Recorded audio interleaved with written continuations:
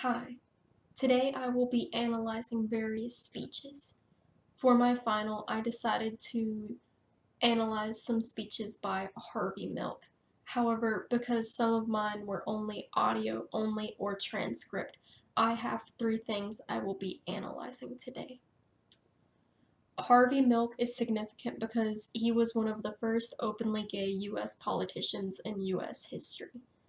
Harvey Milk was specifically a politician in the city of San Francisco in the state of California in the 1970s. Although his political career was brief, Harvey Milk's work still resonates and continues to inspire people today. A common theme in Harvey Milk's works was the theme of hope, which is present in the three works I will be analyzing today. The first work I will be analyzing is his "You Cannot Live on Hope Alone" speech. This speech was given on June 25th, 1978. This video, I got it from YouTube. It is audio only, but I was able to hear all of what was said in the speech. In this speech, Harvey talks about how it is important to give hope to those who are still closeted, because if a person is closeted, they may feel hopeless. It was very hard for some people to come out during this time period because there was people like Anita Bryant and other anti-gay activists during this time period, because rights for LGBT plus people were not as advanced as they are today. Harvey realized that he had to set a good example for those people, and even in the speech he even mentions how he got a phone call from a boy in Pennsylvania who thanked him for everything that he had been doing for the community.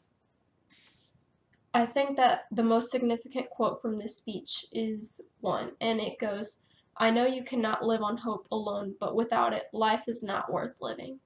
I feel like this quote is still very relevant, and I feel like it could apply to many things, but here he is applying it to the LGBT plus community.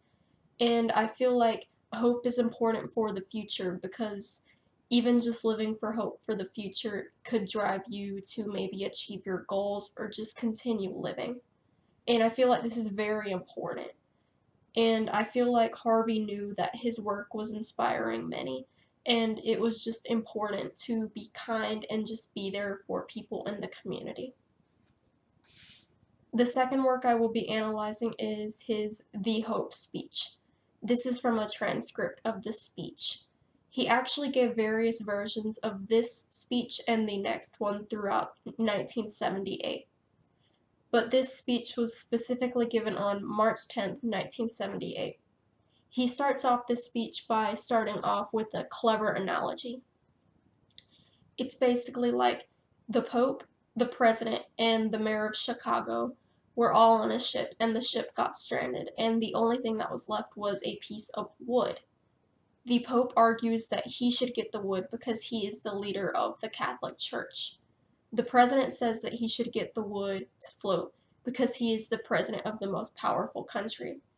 And the Mayor of Chicago says that he should get the wood because he is the Mayor of Chicago. And in the end, it is decided that the Mayor of Chicago would get the wood because even though he is a mayor of a city, what happens in Chicago would affect both the church and the nation as a whole. And I feel like this directly relates to the rest of his speech. In this speech, he continues to mention Anita Bryant, who was also mentioned in the last speech. Anita Bryant and her husband actually started the Save Our Children organization in the 1970s. This organization was centered out of Florida, and they thought that the LGBT plus community were putting kids at risk, and it was called Save Our Children because they thought that they would endanger the children, and they were an anti-gay rights group. They specifically were campaigning during this time period to enforce a law in the state of Florida that would ban gay and lesbian people from becoming school teachers. Harvey realized that although they were wrong, they were, for better or for worse, putting LGBT plus discourse into the mouths of the general public. And Harvey said, Unless you have dialogue, unless you open the walls of dialogue, you can never reach to change people's opinions.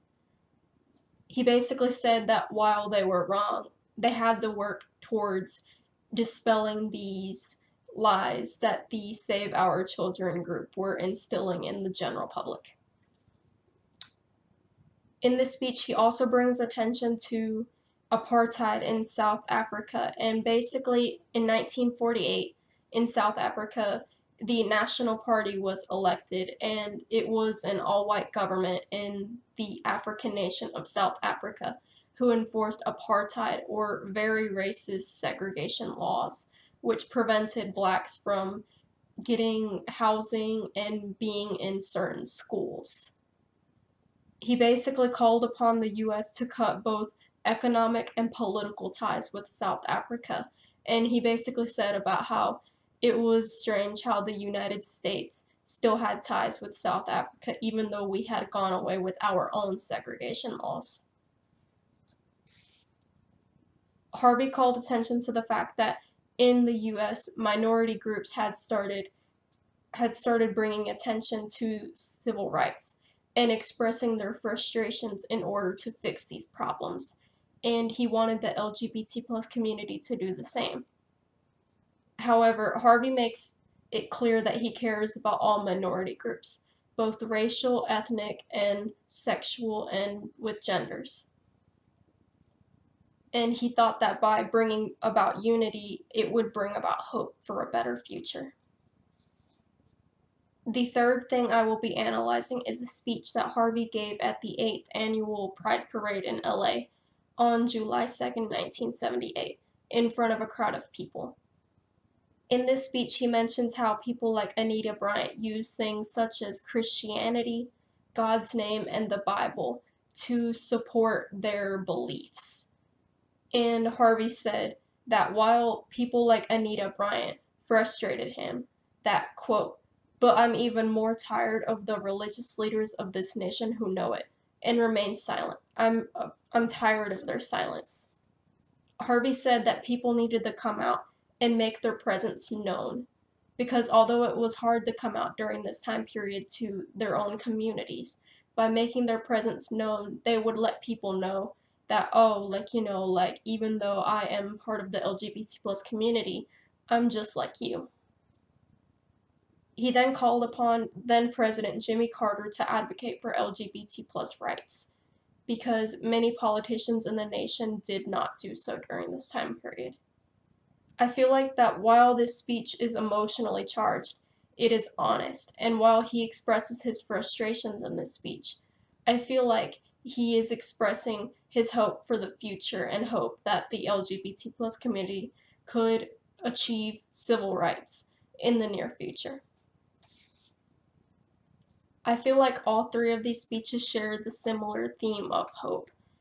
Mostly that while things were hard for the LGBT plus community during this time period, that things could get better in the future.